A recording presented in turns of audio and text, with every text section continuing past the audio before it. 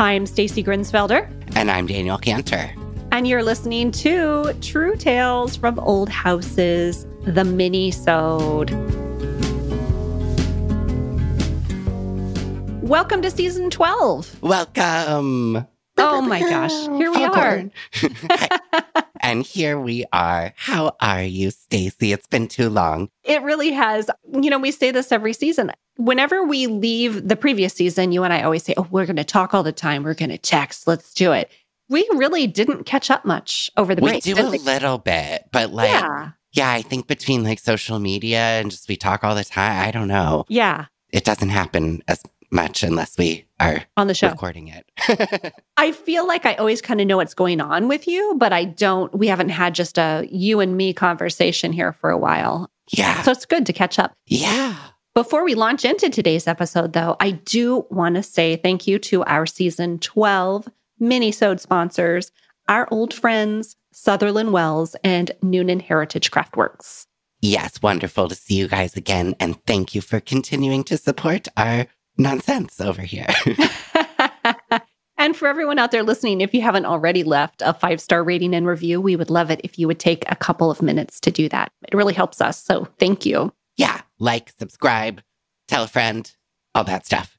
Right. Now, we don't usually do announcements for the mini-sode, but I kind of have to because, again, we have some housekeeping and catch up to do. We haven't talked to... It's been months. I know. We haven't seen or talked to our listeners. We haven't talked to each other much since October, the ghost story episodes. And so I have to start with corrections. The first announcement is a correction. Uh-oh. Was it me? What did I do? No, you're good. You're good. And I've been saving these corrections, since the last episode and then also since the ghost story episodes. So the first one is, remember when we had this discussion about a portico versus a porte-cochere? Yes. I'll admit I was listening to our last episode before we hopped on this, but then Brad called me. So that's literally where I left off, was us. Okay. All right. Sort of conjecturing about what these things might mean. So we threw it back to all of you who are listening and we got an answer. So that answer came from actually a few people, but Allie, I want to say thank you to Allie who sent the answer. And she kind of confirmed what we got to after the first part of our conversation, which is that a porte-cochere is something that you would drive through. Maybe there'd be a horseshoe drive and then you would drive under the porte-cochere. You see them a lot. I see them a lot at maybe churches, funeral homes, that sort of thing. Oh, sure, yeah. And you would drive under and then get out of your car so that you don't get wet in inclement weather. Now, the portico, which is what you were working on at your house, is just a little overhang, basically. An overhang with columns, not quite big enough to be called a porch, but it also keeps a person out of inclement weather while they're knocking on your door to leave you a pamphlet of some kind, probably. I don't know. Wonderful. I feel we're validated and flawless. And we never have to question that.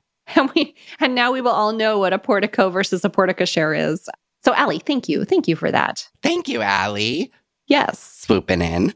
Now, the next mistake maybe that we may have made, this one is I'm on the fence with this one because I'm not exactly sure where the error came in. But during one of our ghost story episodes, we were discussing the happenings in a shotgun house. Do you remember that? Yeah. I don't remember but we were talking about the shotgun house and we described it. And the entire time we called it a shotgun house. But Katie, I got a message from Katie and I appreciate it so much. She said, I think you guys are actually talking about a dog trot house. And I was like, gonna say. Oh, yes. And it's funny because I knew exactly what we were talking about, but over and over we called it the wrong thing. So just to clarify that, a shotgun house is a narrow house. It has all the rooms kind of in a row. And there is a door at the front and at the back, and you kind of just go all the way through. Shotgun. If you shot a bullet through, it would go from front to back and out.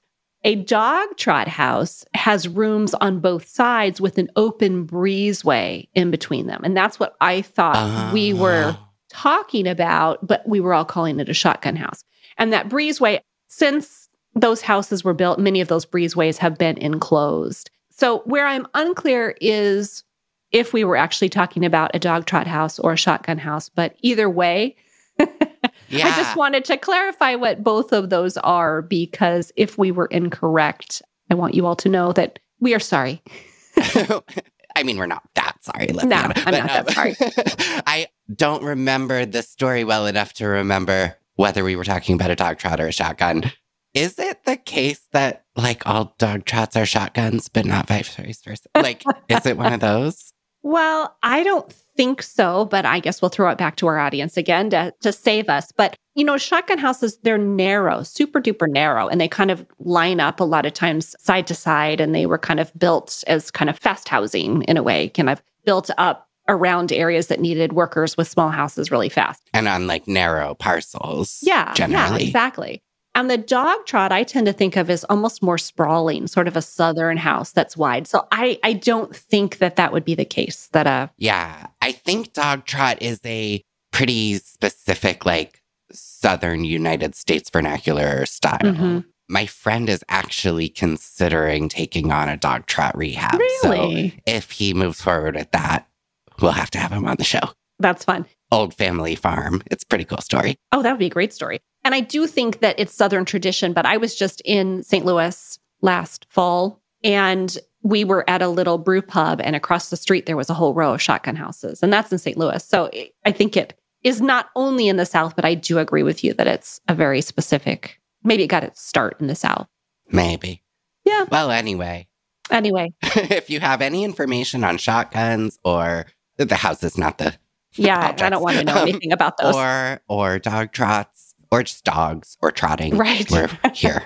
All of those things are interesting to us. Yes. Definitely. The only other announcement, or I guess I have two. I don't know. Anyway, one, I just opened up this drop ship store, and I'm going to put a link. Yes. Yeah. So I'm going to put a link to it in the show notes, a little pop-up shop, and it has some preservation themed merch in it, which you may or may not be interested in.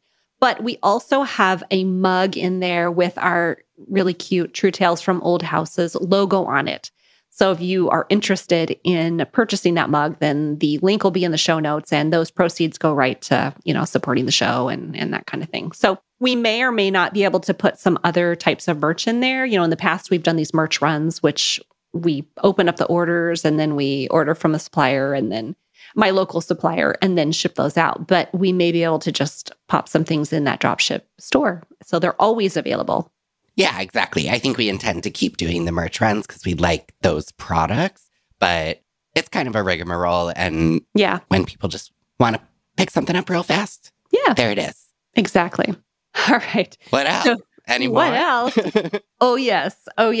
If you will recall, way back in episode 149, that was our last mini-sode because 150 and 151 were the ghost story episodes. We were wrapping up season 11, and we made some predictions. I asked you, I said, do you know what are you going to do on hiatus?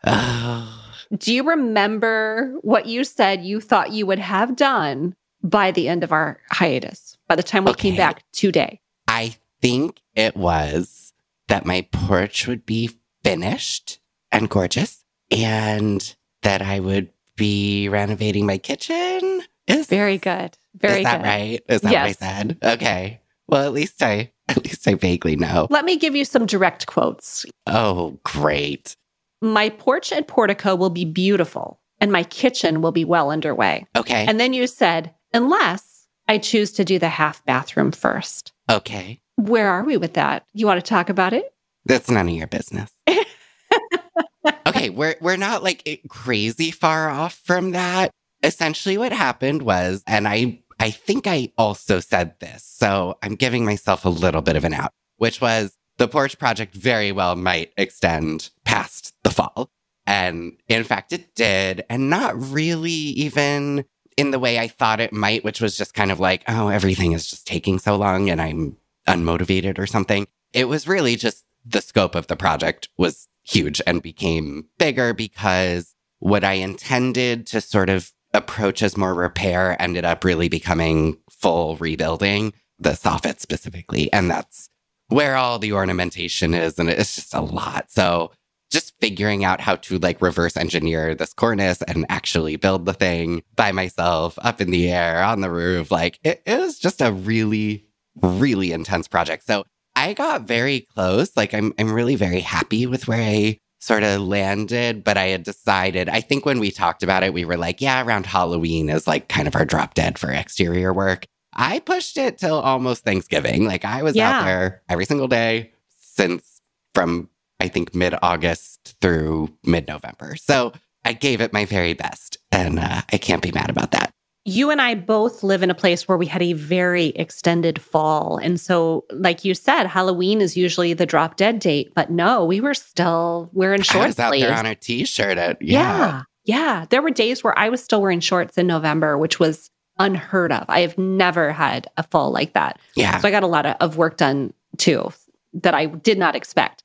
But to go back to your project, and some people have followed you on social media and they have seen kind of where you are because you kind of dole that out to us like little dog treats. You know, we're like, ooh, give us more. It seems that way, but it's really just because like it's hard and it takes a while to post. Yeah. And so I just don't always, I'm not intending to be like, leave a thing on hanging. I struggle, Stacy. But for people who haven't seen your social media updates, where would you say you are in that project? So when you started, it was crusty, dry paint on every surface. I think that's where you were when you had started that project. Your porch floor was rotten, I think. It wasn't really rotted. It was pressure-treated decking from probably 20-ish years ago. Okay. So it was more that it was really splintery and warped. And it was also regular 5/4 by 6 decking with little gaps on a porch that was never supposed to have a floor with gaps. Right. So water can get in there and like mess with your framing because, it's supposed to have tongue and groove. So it's a roof to foundation kind of project. And in many ways, it truly would be easier to just rebuild it from scratch with all new materials because every single thing that you're touching, I could go out and buy a fluted column for a few $100 or whatever and put it in and it would look more or less the same. And instead, I'm stripping all these things that are so detailed. So like it genuinely probably would take 1/4 of the time to just rebuild it from the ground up. Of course, I have no interest in doing that. I'm just saying. I think I could have approached it a little bit differently. So I very much kind of approached it as one project. And I realized halfway through, I probably should have thought about it more like any other house renovation where you have interior and exterior and treated them separately. Because I spent a lot of time at the beginning doing work like inside and under the porch, but not the cornice work that was more weather dependent and stuff. So I probably could have left myself in a little bit of a like less janky looking situation if I had approached it that way, but whatever. I mean, the house can look weird for 6 months. Who cares? So where I actually landed was cornice fully rebuilt, a couple pieces of molding at the place getting replicated now that I have them in hand so I can, prime and cut and put everything up in the spring. And I got all the corbels installed, which I learned a few weeks before sort of wrapping this project that those are called Modillions, not corbels. And so, Modillions. Can you even? Yeah. This might be a good time to bring up that you actually told me that a little bit ago, the Modillions versus corbels. And we were kind of deciding how we were going to do things this season. And we were like, wouldn't it be great if we talked a little bit more about that kind of stuff, the elements of specific house styles. And it just so turns out that a lot of our guests this season lend themselves well to us talking about some specific things like Modillions in the mini-sodes.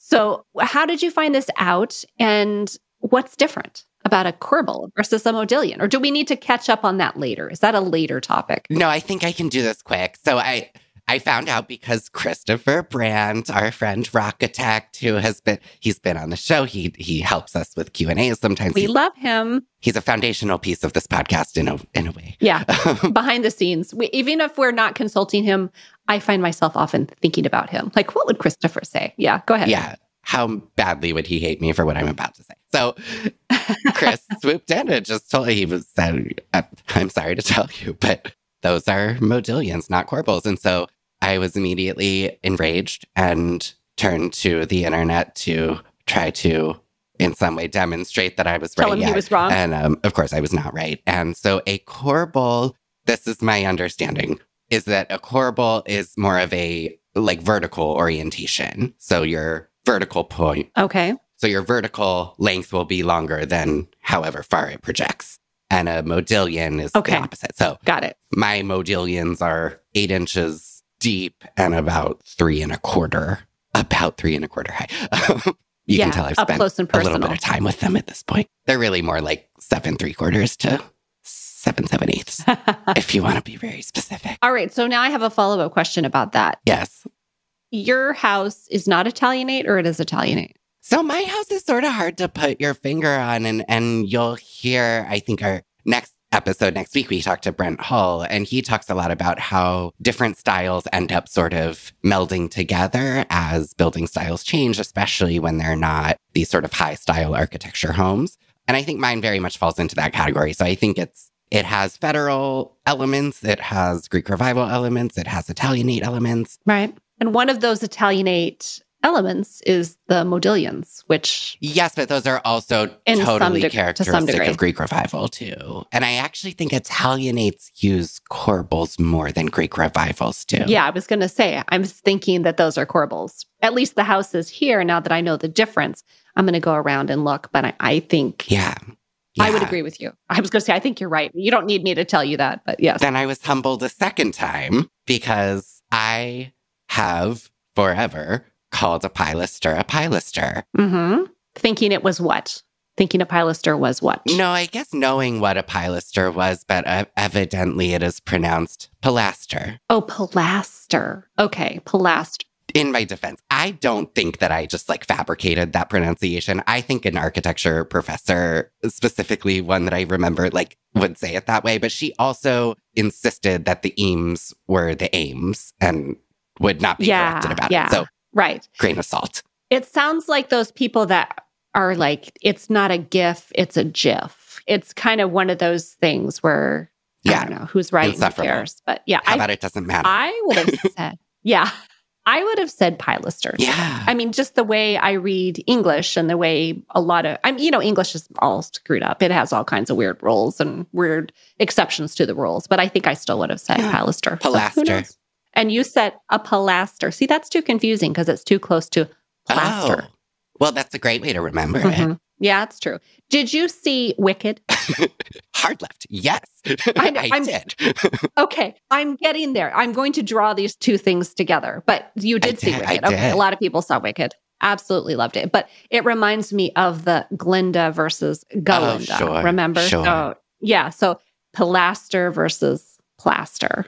It's kind of hard. Like it sounds kind of similar, but there's a little difference there. And then they're two completely different things, but they're both old housey. Yes, very much so. I told you I'd bring those two things together. All right. So when you walked away from this, because we're about halfway through the show, actually, you know what? I think before we keep going, let's take a break. Let's take a break. We do. We definitely need to take a break. So hold on. All right. Hold that thought.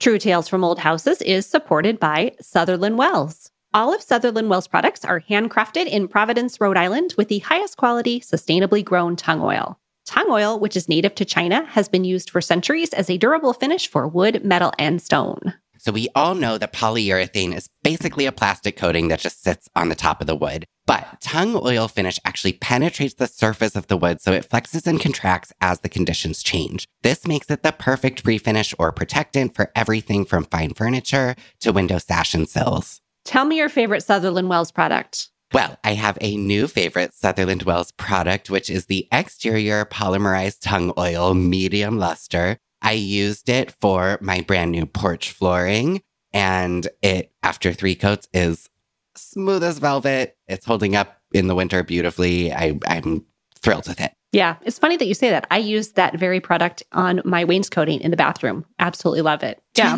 so inside or outside, but whatever you are working on, Sutherland Wells has an entire product line. So if you're working on siding, hardwood floors, furniture restoration, cutting boards, you name it, they have something that you can use. So to learn more about the complete product line, visit Sutherland Wells. That's WELLES, SutherlandWells.com. And to save 10% on your first order, use the coupon code TRUETALES. True Tales from Old Houses is also supported by Noonan Heritage Craftworks. Now, you may know Joseph Parenti from Instagram for his work with historic exteriors in the Pittsburgh area. He's now extending his offerings to homeowners across the United States with Noonan Heritage Craftworks. Old houses are tricky things, and it's really hard to find the right help to restore and maintain your old house. Questions like, where do you start? What materials and methods should you use? Who can you even trust? Joseph is here to help.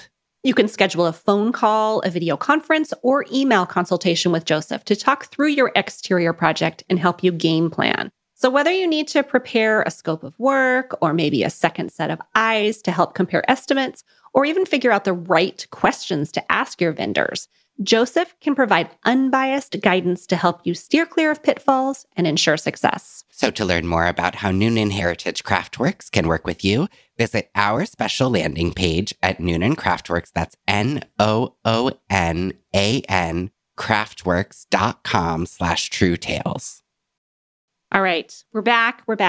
I love that we have the same sponsors from season to season. That always kind of gives me little warm fuzzies, you know? They really love us. And we really love them. So it's a mutual thing. All right. Where were we? I had asked you, what I was wanting to know is we kind of dove into your project. I'm sure we'll talk more about it over the coming minisodes and coming months. But when you walked away from it, when the weather finally turned, what does it look like now? What it looks like right now is everything above the architrave is primed. All the corbels are installed. Oh, no. Not the corbels. Oh, no. I knew it was going to happen. I'm trying. Go for it. I'm learning. Okay. All of the Modillions have been reinstalled, all 63 of them, I think. Oh, my gosh. 63? Uh-huh.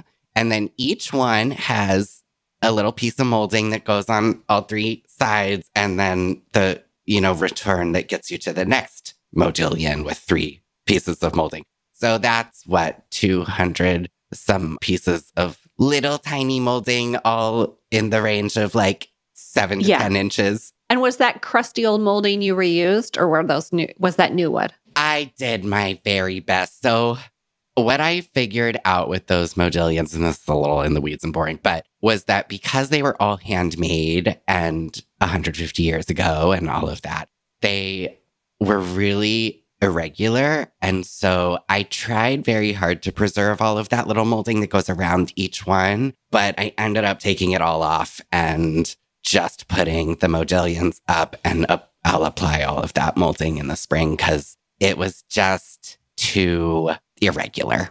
Things weren't kind of going together the way they should. Right. And that's a task you could say for better weather. It wasn't so time sensitive. Yeah. All right. So you got the Modillions installed, and then what else? Primed. The roof is all on, of course. The floor is in and sealed. The columns are back in place, but still need some significant apotron repair, and then priming and painting and all of that. And basically under the porch, I stripped most of the woodwork, but didn't get to prime or anything. So I think it's a good lesson in just sort of patience and the reality that, especially when you're talking about these old materials, it takes stuff a long time to really degrade. And so a lot of people were asking, oh God, if this isn't done by winter, won't something bad happen? And I'm not really. I mean, it'll look kind of bad, but not really. So it'll be fine. I'll come back to it. But I have not started the kitchen. Yeah, good. It's the short, or the half bath is the short story. But I want to make sure I hear about your story because I'm vaguely aware you're on the staircase. Yes. What else? So yeah, I have the benefit of having listened to the entire episode. And so I know what I said. And I said that the sleeping porch, remember that whole thing? Mm-hmm. The sleeping porch would be done because I paid someone else to do it. And you were assuring me that counts, even if I have to manage a project, it's the same. It's not quite the same, but it still counts as something that will be done. Of course. And then I had I said something else that I do not remember at all. I said that I would have all of the windows that I had pulled from this house, I would have them finished and back in place. Oh, right. That was a tall order, Stacy. That was a tall order. And I didn't even remember saying it. I was thinking, wow, that was really on my radar because I do not remember that. And the funny thing is, you mentioned the staircase. Yeah, I am deep into the staircase project right now. And I just have about 4 more days to do it because I put a hard deadline on myself. Every year I throw a party in January for my friends and they come over and I didn't know that. I know. That's I so do. nice. It's so fun. We just have a little potluck and it's usually like 20, 30 people. I mean, it kind of gets... What a wonderful tradition. Loud. That's fabulous. It's fun. Okay. I've never been invited, but we'll talk about that later. Well, yeah. Your invite was lost in the mail. Okay. I'm sorry. I hate when that happens. Yeah, it happens. You know, that postal service. Anyway, we took some years off for COVID. And so the last 2 years, people came and there were no balusters, no paint here and there. It just looked so bad. And so my friend Dale, I mentioned him sometimes. That was the year you had everyone sign the waiver, right? Right. Nobody can go up and down the stairs because it's not safe. But you know how I mentioned my friend Dale sometimes? Yes. We love Dale. So yeah, Dale actually helped me strip the balusters, which God bless him, let me tell you, because that is a terrible job. And, we sat around sometimes, some summers, this has been ongoing forever. We sat in a chair and chatted while we were like sanding away at these little balusters and everything. And so every year we get ready to have the party, he'd say, oh, do you think you'd have the staircase done? You think you might do you want some help? And I was like, no, I'll get to it. So this year I thought, I'm not going to have another one of those parties without having this done. So I'm now just a few days away from this party. It's not going to be entirely done, but all of the balusters will be up. The outer stringer will be painted. It should be painted. Exciting. Yeah. I mean, there's been some major work. I think because you've been so in it for so long, just take us back. Like, what is this project and why? You mean you don't remember? Well, I do, but I want to make sure we're all on the same page. It's been a long time. Okay, so what happened was I had this really beautiful grand staircase. There's a little balcony halfway up and it's just gorgeous. But at some point, I can only guess that maybe when this house went up for sale to freshen it up, somebody went in and just like slapped a coat of water-based paint on everything. And it looked nice. But as most of us know, and if you don't know, I'm going to share with you that when you put a water-based paint over an oil-based paint without a proper bonding primer, it starts to fail. And eventually what happens is it just chips or flakes or peels or whatnot. And that had started to happen with the balusters that were coming down the staircase. And it was getting unsightly. Now there are, I'd have to count them. Let's see, I guess 29 balusters that go up the staircase. And probably 10 of them were broken. Oh. So they had basically just dry weather. It just kind of snapped them here and there.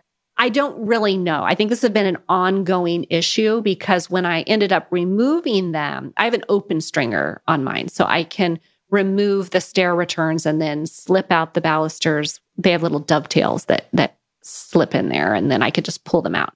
And when I did that, I found lots of signs of repair. So somebody had tried to repair a lot of these things. So what I needed to do was to take them back to bare wood because there really wasn't any way to get that paint incompatibility repaired without taking it back to bare wood, which is really terrible because there's 3 different types of balusters. There's just one that's regularly turned, there's a fluted one, and then there's a barley twist. We're familiar with the twist. Nightmare, absolute nightmare to remove all the paint. Yeah, I wouldn't have it in me. If it weren't for Dale, I wouldn't have had it in me either. I mean, he was the one for a while. That was, probably 4 years ago. He's the one that really kept my spirits up when it came to working on those. And so we had probably 2 years, maybe 3 years. It's been going on forever. We went to his workshop and he had rigged up a little jig to put those balusters in, one on one side, one on the other, where we could drill very, very carefully down into those balusters, the broken parts. And then the repairs were kind of up to me. And the reason why we did that is because I wanted to put a dowel in the repair, nice deep dowel on both sides. And then I didn't end up using glue. I ended up using Durafix, which is an epoxy product that I really like. I know we talk about Abitron a lot here and they've sponsored the podcast too, but Durafix is it's a little different. It's a little more kind of viscous. And one of the nice things about using an epoxy versus a glue is that, when you put wood glue in, it expands. It wants to push away. So everything you have to do with glue requires clamping, and sometimes some pretty serious clamping. And I didn't want to do that. First of all, clamping a baluster is kind of tricky. I mean, it's just like, where do you clamp it? I didn't want to risk damaging any of the beautiful details. So I used this epoxy and I kind of stuffed it into one side of the hole and then stuffed it in the other and then put a dowel piece and squeezed the broken sides together. Genius. And it worked Very like smart. a charm. I'm so happy with it. I'm just thrilled. And then I did come along. There were some imperfections here and there that I needed to fix. And I did use Abitron. I did end up using that, although you could use Durafix as well. So all of those are repaired. At this point, everything is primed. So the stage I'm at, you know how your paint prep is always like sand, prime, sand, fix, prime, sand, paint. So I'm at I have repaired, I have primed, I have sanded, I'm doing the seal or fixing little imperfections with some wood filler. Then I will sand again, prime, and paint. And now that I'm saying all that, we love the journey.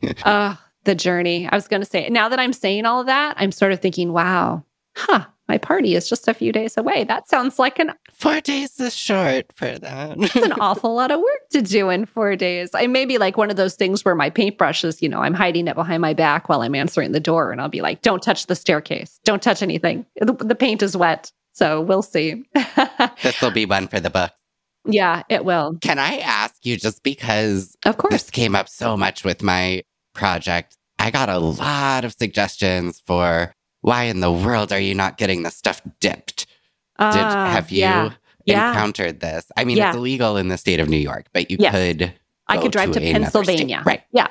So funny that you asked that, because I actually did. I was thinking this is going to be a nightmare. I need to find out about this dipping process. So I did. I actually found a place in, I think it was Pittsburgh, maybe someplace close to Pittsburgh, that does this dip and strip. So as Daniel said, it is outlawed in the state of New York. The chemicals that they use are horrific. And then the waste, the byproduct of when you're done with the chemicals, what do you do with them? I don't know. So there are many, many states where this practice has been banned at this point. And so I thought about it and I called, and the more I looked into it, the more I felt uncomfortable with the idea of all of that stripper sort of impregnating this fragile wood and getting stuck there. I was concerned about maybe my top coat not adhering properly. They're all made of Doug fir or pine. I'm not sure.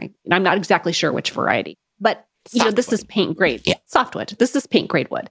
And so I just got concerned and I thought, I don't want to do that. I don't feel like that is the right call for this. And since then, as happens when we know more and we do better, I would never recommend a dip and strip place for anything personally. I know people are still, I mean, maybe a door, because that's a pretty solid construction, but certainly nothing fragile with any ornate details. Yeah. But so it's not my thing. I was thinking like maybe fine for interiors. I would worry about whether it's like destroying wood fibers and weakening what is, in my case, generally already sort of compromised. Like I'm already adding things like liquid wood and wood hardeners and things just to like get that softness out. I can't imagine throwing them in a vat of acid, hoping for the best. And hoping for the best. Yeah. No, I am not in favor. I'm not in favor from an environmental standpoint. I am not in favor for protecting your these old treasures that we have. So that's where I kind of landed on that. You know what I think it's actually probably great for? What? Radiators. Oh yeah, that makes sense.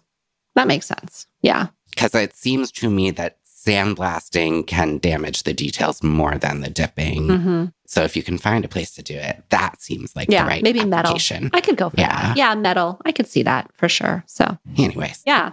Anyway. Okay, so we have 4 days. We have 4 days to finish the stairs. Yes, we do. I mean, it's such an insane, I wouldn't be able to. I just wouldn't. You know what? It is an insane deadline, but I'm also kind of sick of it. I'm like, I know. I've been staring at this forever, and I will not be getting the inside wall done. I'll still have that work to do. There'll still be plenty of touch up and here and there, but I just want to kick my own tail and get this done because I'm so mad at myself for letting it last this long. And it's just been occupying this space in my brain. And I've been looking at it for so long that I am just ready. I am absolutely ready to do it. So yes. Yeah. And that's my kitchen. And that's your kitchen. And I haven't started. Yeah. One day we'll have this conversation and we'll be talking about your kitchen and I will look forward to it. It's going to be really exciting. Someday. It will be. Just give me another decade. It may just break the internet. Well, if it ever happens. It's gonna. I'll be the first to know. You will. Yes. I never really got back to my sleeping porch, but just real quickly before we wrap up for today, I do want to say they came and the contractors that I hired came, rebuilt the part that was unsafe, and it looks incredible. It got kicked back to me to do the finish work, which thanks to our lovely fall, I was able to do all of the interior finish work. So that included some board and batten detail. And I finished painting the floor. I did baseboards in there. I did window stops, but I did not get to the windows before it got really cold. The windows are in the basement. So after I finish the staircase, then it's back to windows, and that's what I'll be doing. Nice.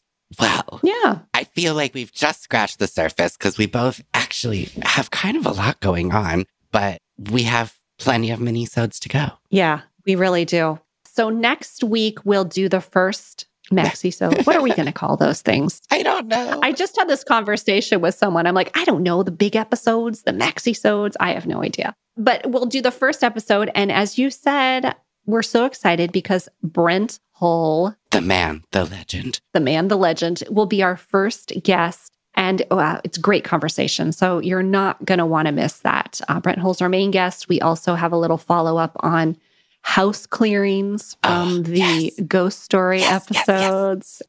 It's going to be a great time. We've booked incredible guests for this season. We want to hear from you, our listeners. We are still looking for listener questions. So please don't hesitate to submit those on the website. You can do that via voicemail or our contact form. Yeah, hit us up. We want to hear from you. It's going to be a banger of a season. Yes, it is. All right, that is it for us, Mr. Daniel. All right? All right, well. Okay. Talk to you later. Thank you for listening to True Tales from Old Houses. Until next time.